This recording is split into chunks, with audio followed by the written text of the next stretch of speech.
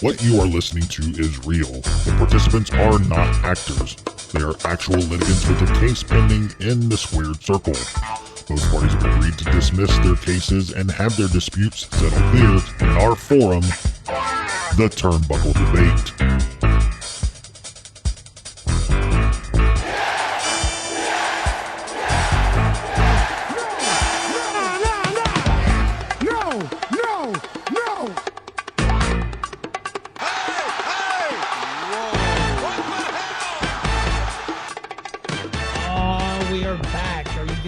For another debate. My name is Sneed. I'm Chad.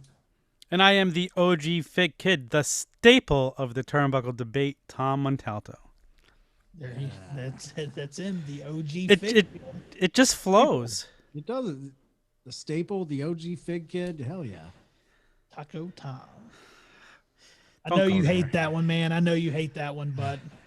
Just because I love tacos. Yep. It fits so well, man.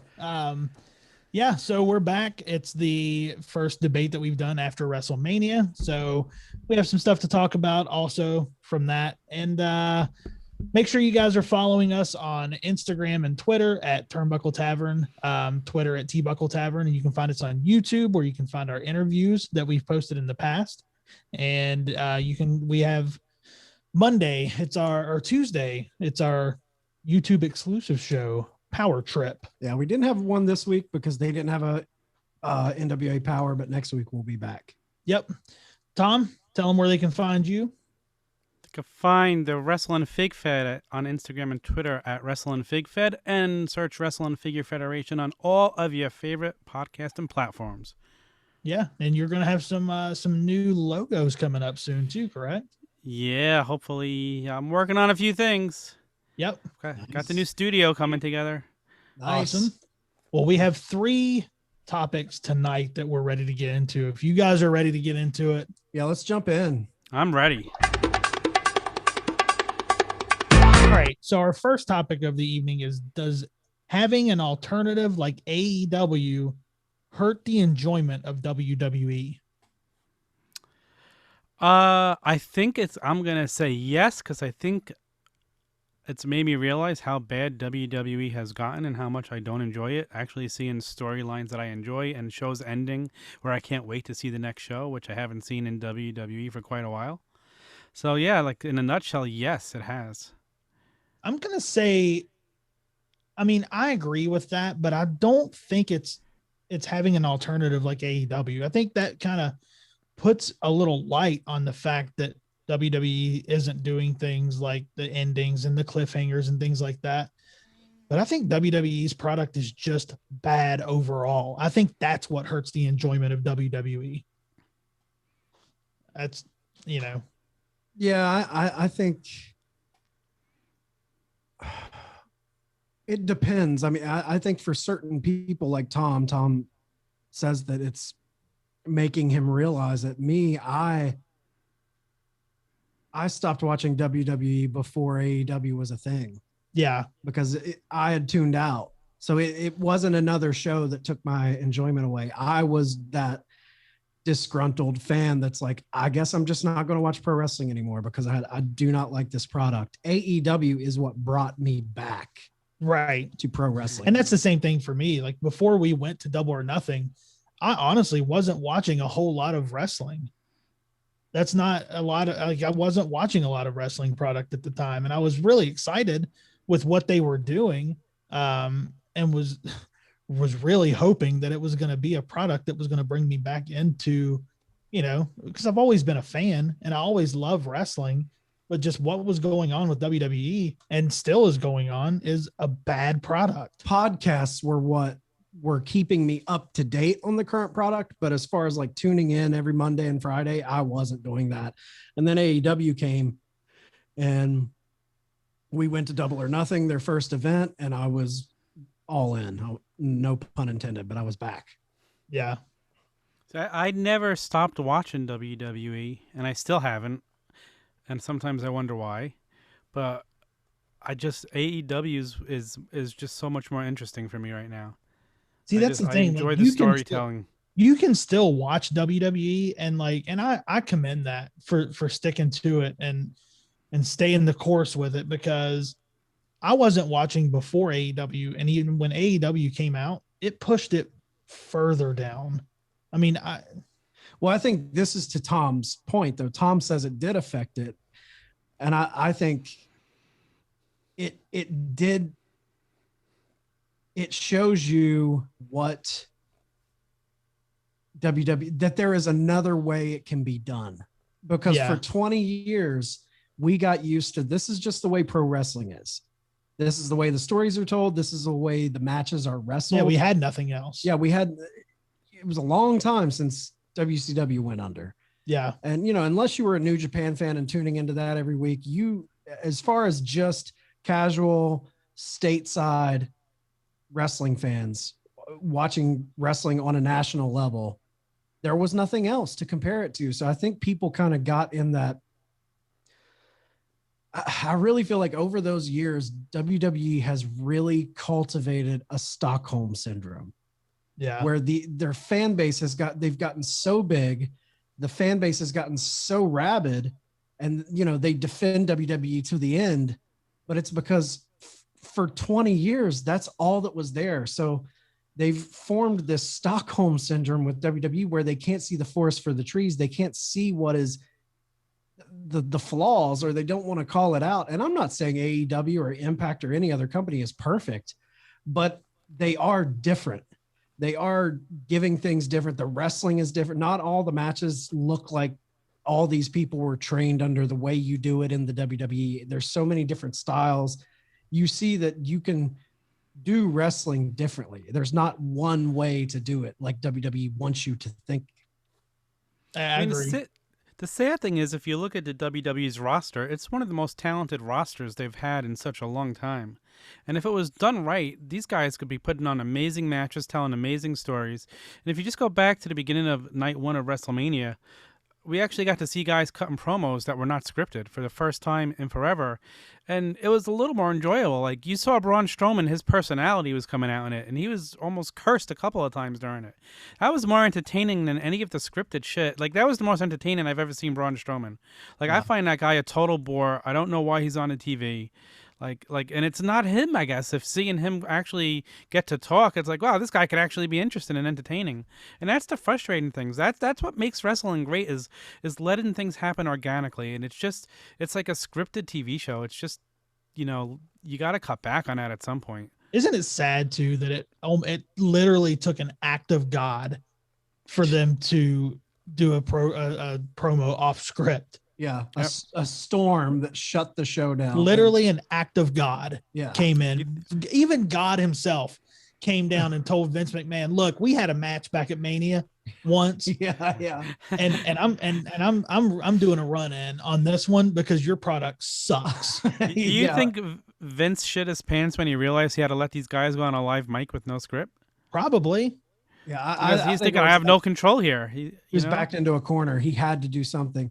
And here's the thing, Tom, about what you just said, talking about does AEW, you know, about our topic at hand. I think one of the things is the roster. You talk about how good the roster is. How the fact that their roster is this good is another thing that shines light on how bad it is, because the fact that you have a roster this talented, I mean, wrestlers that I love, that I've watched on the indies, that I've watched in Impact, that I've watched, you have the who's who of the best, and I still can't lose myself to your product because it's so bad. The creative is so bad that even a roster this good can't elevate it. Yeah, it's really, really quite sad at this point. Like, and you know, how many years was it that Vince and his family came out on TV and promised they were going to start listening? And if anything, it's only gotten worse since that night.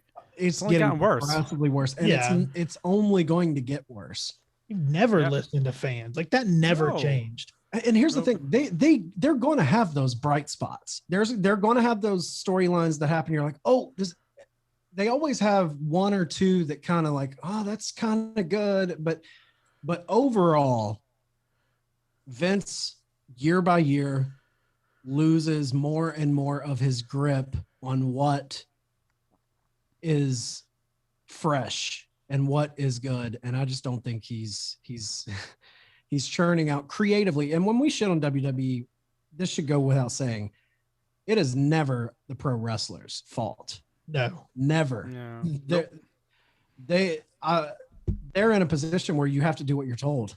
yeah, And you have a boss. I mean, they have a boss, and Yep. they have to go by what their boss is saying. And man, unfortunately, their boss is paying them a lot of money yeah, to. Here's the other question: is how much do you think him trying to stay PG and please the sponsors hurts? I don't think they have to like start cursing and all of this stuff. But the thing that I think holds them back in a lot of ways is, and this is to that point about the PG thing, is they set too many ridiculous rules for themselves. Yeah. Well, we can't do this. Well, we can't do that. Well, how about case by case? What if the story would be better if there was Yeah. 100%. if there was blood? I'm not saying doing it every time, but if you put yourself in a box with all of these rules, we can't do this, you can't say that, you can't look this way, all of the things, I think it hurts the performers too, because they have all of these things in their 100%. head that they're like overwhelmed with. I can't do that. I can't do this. I can't. So they're they're out there walking on eggshells. Exactly. Yeah, you can't have a steel cage match and not have blood. That was, when you're a kid and you're watching steel cage matches, the reason you're excited is you're going to see blood. Right. Yeah. Yeah. What's the purpose of it? What is the purpose of it? If Braun is going to throw Shane back and forth into the cage and he's not bleeding, it looks ridiculous. Yeah, and I hate what they did to the cage match. The WWE version of a cage match where the winner has to win by escaping. So you're telling me to win, you have to run from your opponent. I've never got that. Okay, see, that's so funny. As a kid, and they had that, I love that. I hated seeing cage matches where there could be a pin and a submission. I guess that's only because that's what I was brought up on. See, I I didn't never have liked the any- pin. I always liked submission. You have to me, it was the blow off. Like the whole point of the cage was no one can run. Yeah, You know, like you can't run. You have to, you're locked in here. it eliminates chicanery from the heel. No one can get in. No one can go out. I like that. I think back to some cage matches, though, where the ending was like Tito Santana jumping down on the floor, and the moment his feet hit and he won the Intercontinental title back, that was awesome. Like there's a bunch of steel cage matches. Or Morocco, Snuka threw him out of the cage, and that's how he won. He kept the I guess title. there is a place for it, but I mean, they haven't used it smart in years because they don't do anything smart anyway. But right.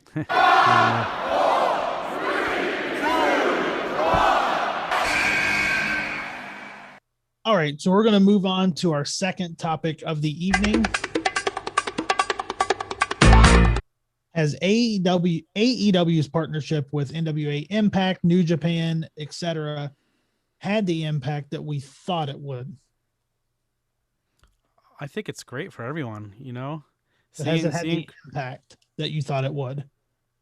I don't know what impact I thought I would have, but I think it's good. I love it. I mean, I guess I would say yes because I've been introduced to people I've never known before through AEW, bringing in guys from different people, and then just seeing Gallows and Anderson over in AEW, that's made that whole story so much better. So yeah, I think it's definitely helped. I didn't know who Thunder Rosa was before this whole thing, Right. you know. And now she's great. I'm glad I know who she is. So you're getting to showcase more talent and stuff like that. Like it's not a lose for anybody. Like it's a win-win for everyone, for the fans, for the wrestlers. You know, I would say yes. I think that is it awesome? Hell yeah. I love it. You're getting to see all these companies. It gives you the feeling that anything is possible. But has it had the impact that I thought it would? I don't think it has. I think they've kind of, they haven't went as all in as I thought they would. If this was done the right way, not saying that it's not, I just feel like they're really slow playing this, but this would be the biggest news in pro wrestling. Yeah. Like the fact that this isn't talking points and people aren't losing their minds and WWE fans aren't flipping over to AEW and being like, oh my God, he's there. It just goes to show me that the WWE fan, the casual fan, not hardcores, but just the overall casual fans, they don't care about New Japan. They're all in on this WWE product because, I mean, when Kenta showed up, huge. Yeah. Thunder Rosa, when she showed up, I was flipping out. But there hasn't been, I feel like AEW has reaped a lot of the rewards of having people come to them, but it hasn't went both ways yet. See, and I agree. And I don't think it's had the impact that it could have, or that we thought it was going to because of that. And I don't think that they've used enough. It's more or less just, it seems like it's just the big stars. I want to see other storylines go across the border. I want to see AEW. I want to see an Orange Cassidy show up on Impact and challenge for the X Division title. I want to see more going both ways, more main event storylines. And I think some of this is probably pandemic. I feel like if there was full crowds, this would be, the impact would be felt a lot more. Yeah. But I also feel like this probably, if the pandemic never would have happened, I feel like this wouldn't have happened as fast as it has. I don't know if it would have happened at all if the pandemic, right? Because they would have been busy doing their own stuff, traveling. AEW would have been on the road. I don't know if we would have gotten as much of this or any of it that we have, but you know, you're right. I want to see somebody like Orange Cassidy come over. I want to see Sami Callihan come over to, you know, when we fantasy booked him hitting Mox with the bat in the back, and he was the one that did it. Right. Right. I want to see more mid-card storylines happening and not just Omega being the bridge between everything, you know, like I think that it's cool. Impact's working with New Japan. Their tag titles are now owned by New Japan wrestlers. That's cool. I like that there's an AEW wrestler who has the NWA women's title. Like there's a lot of stuff like that, but and I'm not saying it needs to be some big major storyline like AEW versus Impact or no invasion I don't angle. need that. Like it doesn't have to be an invasion angle, but just a little more give and take between the companies. Yeah, you make a point. So, and also maybe a pay-per-view where you have a combination of just a whole bunch of different. It doesn't have to be an invasion, but just have AEW fighting some NWA guys and put some other promotions on there. I think that'd be kind of cool. We've never really seen a full pay-per-view card like that. But I'm gonna go take a step back and tell you what's wrong with WWE fans, including myself, and what I'm guilty of. When you're in the average WWE fan lives in a WWE universe and doesn't see anything. So just by watching AEW, I've been opened up to so much more than I ever was before. Because I'm being introduced to these wrestlers I've never seen in MWA and Impact. I never watched Impact. So, and now I'm turning into Impact a little bit, which I've never done before. Right. So like I'm starting to spread out what I watch, you know, and it's definitely for the better. And most WWE fans, it's WWE or die. Right. And like, you know, and the problem is when you're an diehard WWE fan, they're throwing so much product at you, you don't have time to watch anything else. Right. So, well, I also think that it's time for AEW to start sending more, not just to Impact either. With Power coming back, I think we need to see some AEW stars showing up on NWA. If any company right now, AEW, you know, you scratch my back, I scratch yours type of situation. If any company needs AEW to scratch their back and spread the wealth, it's NWA. Yeah. Because NWA, they were in a tougher spot. They set out, you know, they went off TV. Impact continued to do shows. AEW has sent Private Party, Matt Hardy, Kenny Omega. There's been people show up on Impact from AEW, but for NWA to stick their neck out on the line and send Thunder Rosa to that company, and they got to utilize her in the way that she did. And she's one of the biggest female stars on the planet right now. One of the biggest stars, period. Yeah.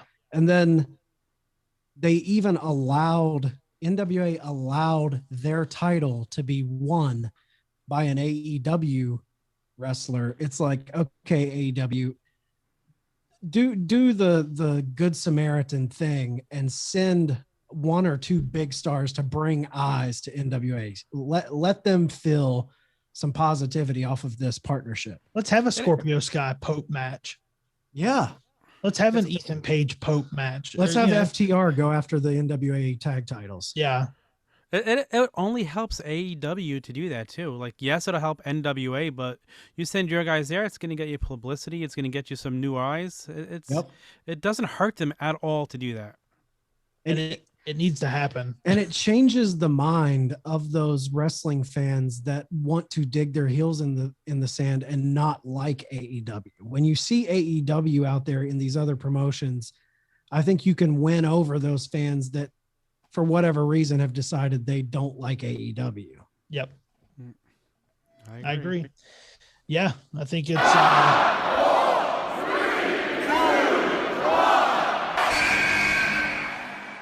yeah, I definitely don't think it's had the impact, but I think the potential there is huge. Yeah. And I think they should probably give us the pencil. Yeah. That would be fun. Oh, I would take that job. Yeah. That'd be fun. I could be Tony Khan. Imagine if I had $1 billion and you could just start my own promotion. Staples going crazy here. I'm a great booker. What can I say? I can be. I think that might be quote of the show right there. Dude, I could be Tony Khan. Just put me in charge of WWE right now, and I'll have the ratings up in a month. In a month. If anybody's listening, please put the staple on your staff at WWE. I'm not even kidding. I can fix WWE so fast. Tom and Freddie Prinze Jr. I think I'll be honest. Like, I think that job is probably pretty tough. Oh, I can't even juggle imagine all that talent. Can't even imagine.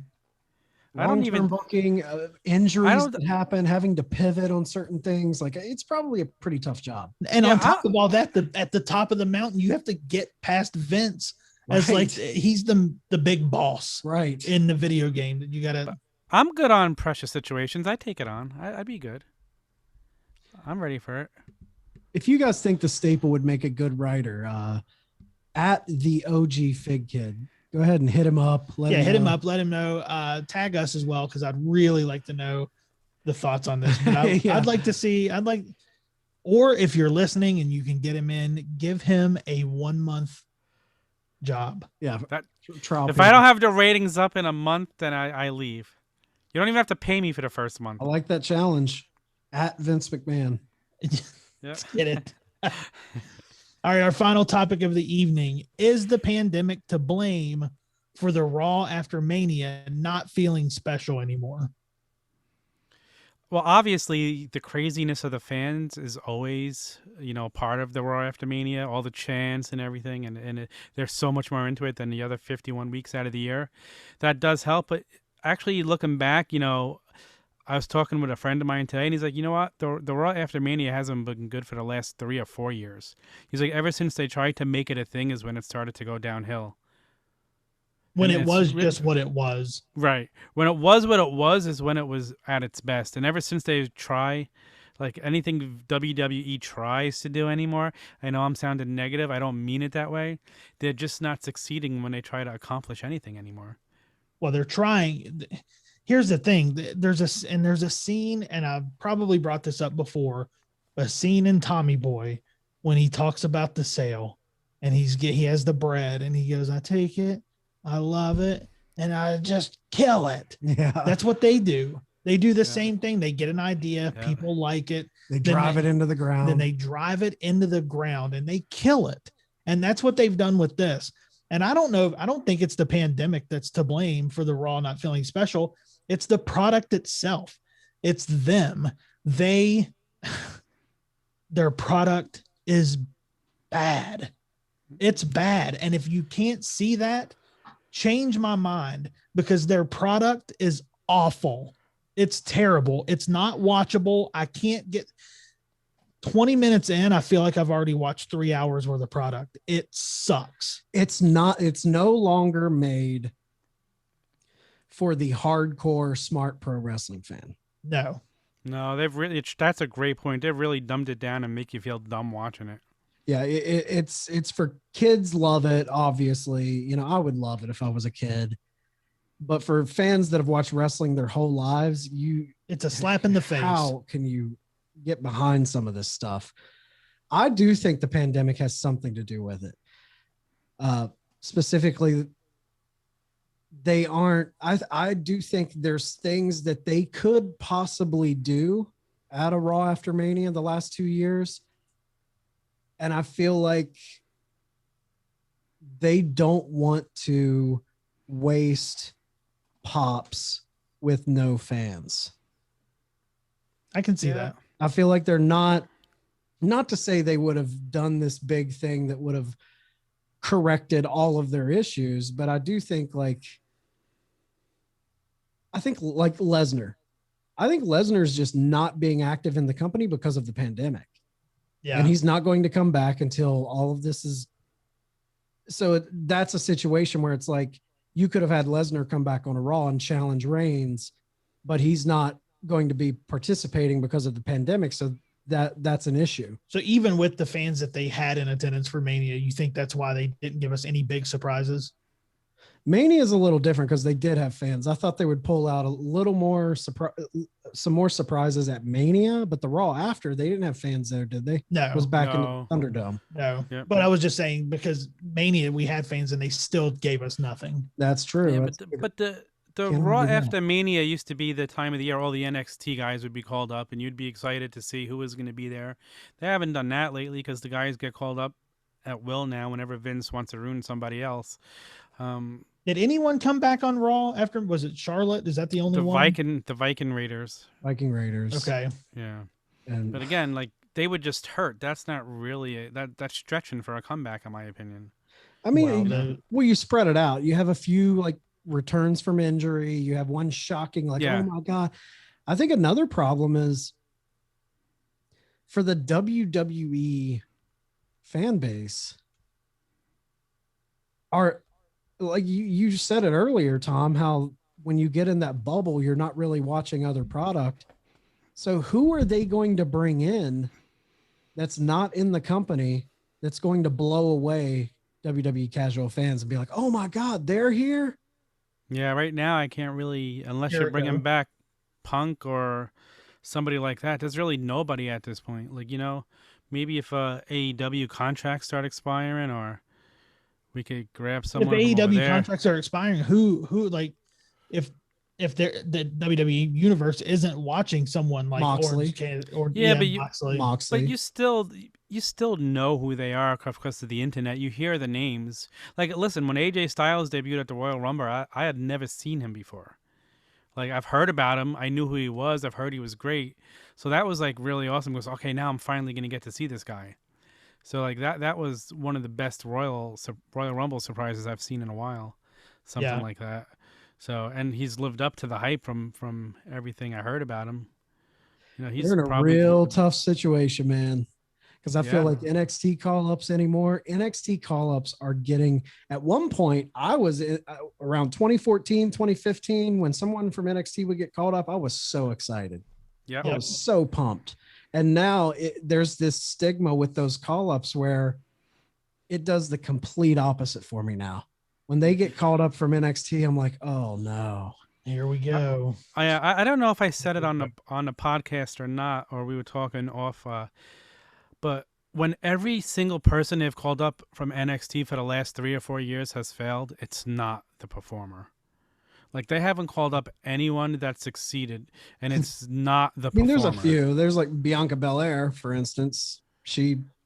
Okay, you got one out of about 20, probably. Right.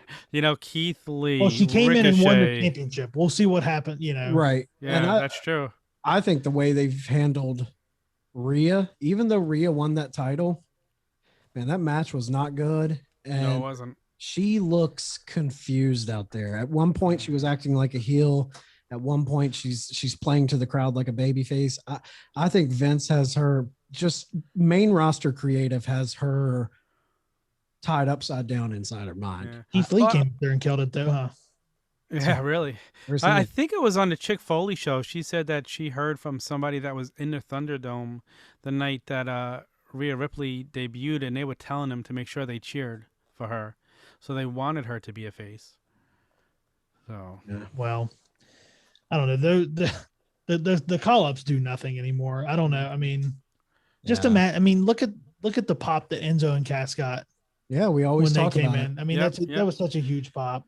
and That was they Raw were After Mania too, wasn't Yeah, it? yes, it was. 100% was. Let me ask you this. Let's talk about Tom booking WWE. Oh, here we Okay, go. so Roman Reigns is hated, right? You know, right now everybody like, oh, blah blah blah. Let's say like you finally have a crowd in front of you, and he starts saying, okay, there's nobody out there who could beat me, and all of a sudden that's when Brock's music hits. He'd come over as the most popular guy in the world if he just came in and kicked Roman Reigns' ass. Like Oh, people yeah. would instantly get behind him and be happy to see that.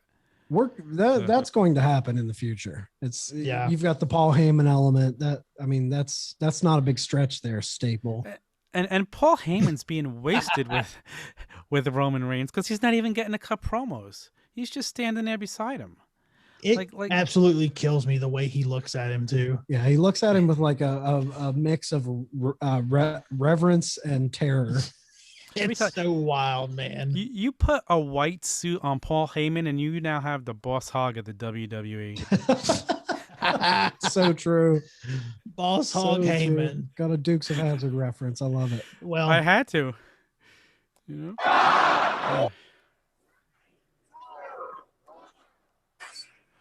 Okay, one more thing though. Like you're talking about how obvious it would be that if we book that. Like they're not going to book that. That's why I should be the booker.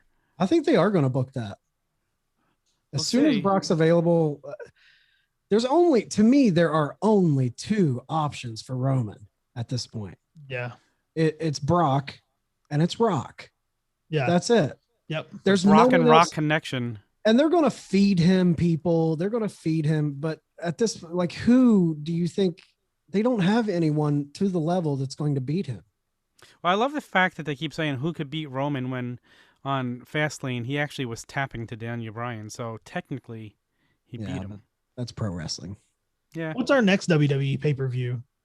WrestleMania. WrestleMania Backlash? Backlash. Yeah, so they're using the WrestleMania name again. Are they really? It's called WrestleMania. WrestleMania Backlash. WrestleMania Backlash. Oh, I saw. God. Did you see that? I saw a meme today that said they're changing the name of all WWE shows to pay-per-views, and it had like Raw, and it said WrestleMania Raw, WrestleMania SmackDown. I mean, the fact that they're using, like, I think I maybe even laughed out loud when I saw that it was WrestleMania Backlash. Like I always thought the come on, man. Backlash implied it was from WrestleMania. You didn't need to spell it out for me again. Let's treat the fans like they're dummies. Yeah. Well, it's just watering down another aspect of their company. Yeah, the most That's special all event true. of the year. I'm telling you, man, it's only going to get worse Yeah. with the creative, and everyone's talking about this Peacock deal, and they're wanting to be Wait till they sell to Disney. the sunny side up mentality with this Peacock deal. I'm telling you, man, this Peacock deal is not. I never liked it. I'm fearful of this Peacock deal. You are giving the keys to the kingdom to another company, to a conglomerate, to a media titan that has Yeah. that doesn't give two shits about wrestling. Yeah, they paid all this money for it. I get that, but as far as making it interesting from a storytelling perspective, they don't give a shit about that. All they No. care about is money. Yeah. And we have seen in the for the past 5-6 years, quality storytelling has nothing to do with them earning money. Never. That's why they continue to do bad shit, because they Yep. still make money, because fans still eat this shit up. But when are the ratings going to Yeah. come back to haunt them and realize, oh, we can't keep turning out this product. People won't continue to spend billions of dollars.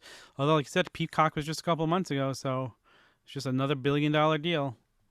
You know, I want to see. I mean, I don't want to see the ratings tank, but I want to see the ratings tank. So when it comes time for them to renew Raw, who's going to pay for it? Who's going to offer them that much money? Is Fox going to renew at this rate? No, I wouldn't think so. Peacock, they'll put it all on there. Vince works best when he feels like his back is against the wall. Yep. And his back hasn't been against the wall in decades. Yeah, hopefully it's coming. Listen, I thought the first little sign that he felt pressure is allowing Jericho on the network. You know, I don't I think think we're ever that's going to just- see.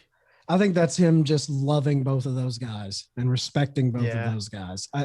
I do not see AEW talent coming into WWE. I don't see that either, but I just hoped it was a sign he feels a little bit of pressure. Like, hey, I think it's the sign. opposite. I think the fact that he let that happen is He's comfortable. that he feels no pressure. He thinks that AEW is not a threat at all. So why not let him come on and talk about that little company? It's not going to hurt us. Yeah, I guess we'll see. I mean, you're not wrong. I don't think it makes sense what you're saying.